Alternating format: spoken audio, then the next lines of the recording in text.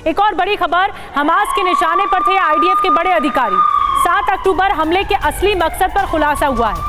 IDF के बड़े अफसरों को बंधक बनाने का प्लान था। फिलिस्तीनी कैदियों की रिहाई के मकसद से हमला किया गया था कि फिलिस्तीनी कैदियों की रिहाई हो जाएगी और आईडीएफ के जो बड़े अधिकारी हैं उन्हें बंधक बना लिया जाएगा। प्लान दरअसल ये था। अब प्लान क्या था आपको बताते हैं। प्लान 7 अक्टूबर, एक्सप्लोसिव खुलासा करने जा रहे हैं कि प्लान क्या था। आपको बताते हैं कि हमास लड़ाके बड़े आईडीएफ अफसरों का पता जानते थे। ये प्लान नंबर था, इसका ही हिस्सा था स्ट्रैटेजी का। हमास के पास सैन्य ठिकाने और चौकियों की लोकेशन भी मौजूद थी। तीसरी बड़ी बात, योम किपुर की छुट्टी के बाद का वक्त हमले के लिए चुना गया, जो सबसे बड़ा फेस्टिवल होता है। और चौथी बड़ी बात, सैनिकों की शिफ्ट बदलने के 1 घंटे बाद ये हमला किया गया। जिस वक्त हमला हुआ उस दौरान अपने बैरक में सैनिक सो रहे थे। सोची समझी तरीके से ये प्लानिंग रची गई। हमले का असली मकसद दरअसल फिलिस्तीनी कैदियों की रिहाई था। और 7वीं बड़ी बात, बंधक के बदले कैदियों की रिहाई के सौदे की योजना थी, लेकिन हुआ ठीक उलट इससे। जो सोचा था वो नहीं हुआ, जो प्लान बना था वो नहीं हुआ, कुछ और ही हो गया। और इजराइल हमास की जंग का विस्तार तय माना जा रहा था और ये हो चुका है। 31 अक्टूबर की रात को इस जंग में अरब के तीसरे देश का प्रवेश हो चुका है। ये देश है हूती मिलिशिया ग्रुप के कब्जे वाला यमन। कभी सऊदी अरब और यूएई पर हमले करने वाले इस संगठन ने इजराइल पर हमले अब शुरू कर दिए।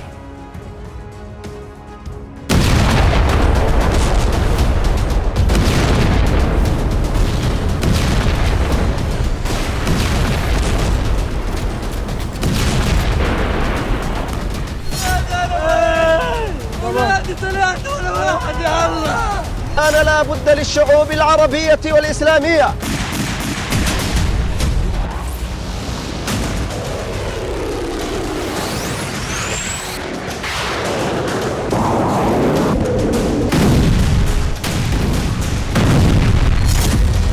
هذا هو المشهد. يا الله فقده. अब तक इजराइल पर रॉकेट और मिसाइल गाजा से बरसाए जा रहे थे।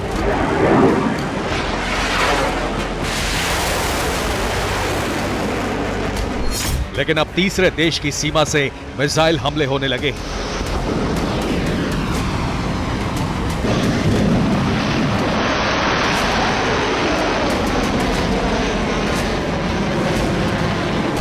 ये इजराइल की वायु सीमा में प्रवेश करने की कोशिश करती हूती की मिसाइल है।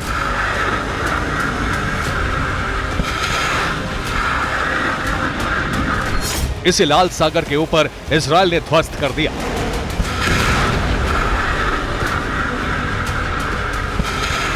इकतीस अक्टूबर की रात को हूती ने एक के बाद एक कई बैलिस्टिक मिसाइलों से इजराइल पर हमले किए।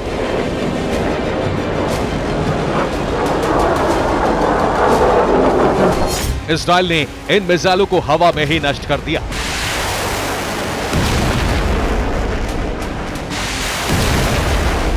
हूती संगठन अरब देश यमन में सक्रिय है। यमन की सीमा से हूती ये मिसाइल हमले कर रहा है, जो लाल सागर से होते हुए इजरायली सीमा में प्रवेश कर रही है।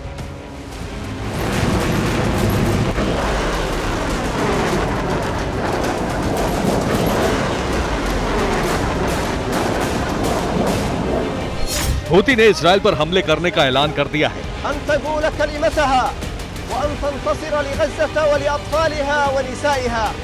ये है हूती संगठन का प्रवक्ता ब्रिगेडियर जनरल याह्या सारी। इसने इजराइल से जंग का ऐलान कर दिया है।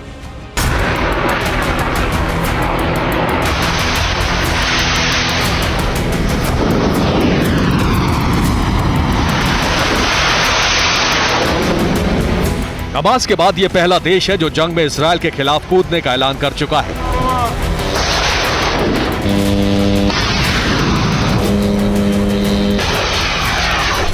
बात इतनी ही नहीं है, हूती का टारगेट है इजराइल में विनाशक रेडिएशन बवंडर।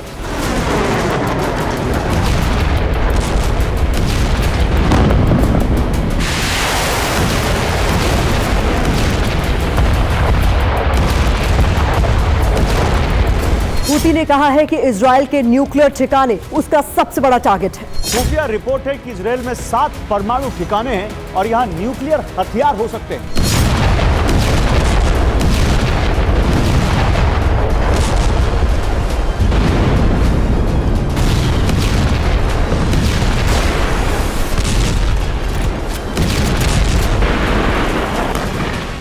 Federation of American scientist, centre for non proliferation studies और कार्नीज एंडाउमेंट फॉर इंटरनेशनल पीस की रिपोर्ट है कि नेगेव रेगिस्तान में दिमोना नाम का एक न्यूक्लियर रिसर्च सेंटर है।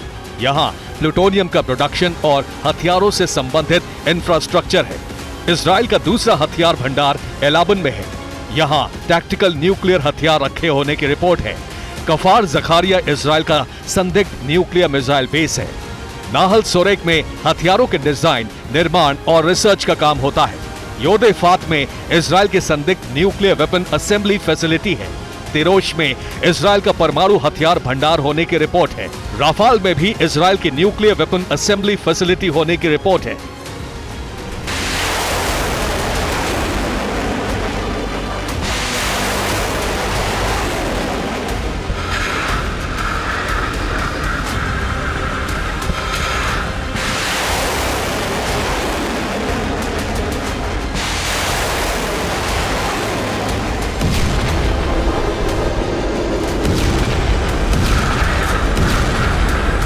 इजराइल आधिकारिक तौर पर परमाणु शक्ति तो नहीं है, लेकिन दुनिया भर की खुफिया एजेंसियां मानती हैं कि उसके पास परमाणु हथियार है और ये सारे परमाणु ठिकाने हूती के निशाने पर हैं।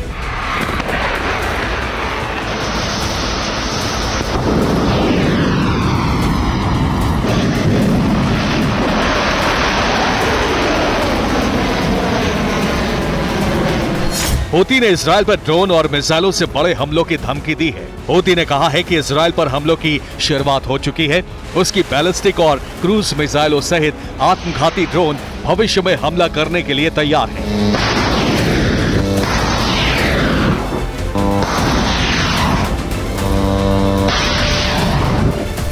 हूती अरब में हिजबुल्लाह के बाद सबसे बड़ा हथियार बंद संगठन है और उसके पास बहुत बड़ी ताकत है।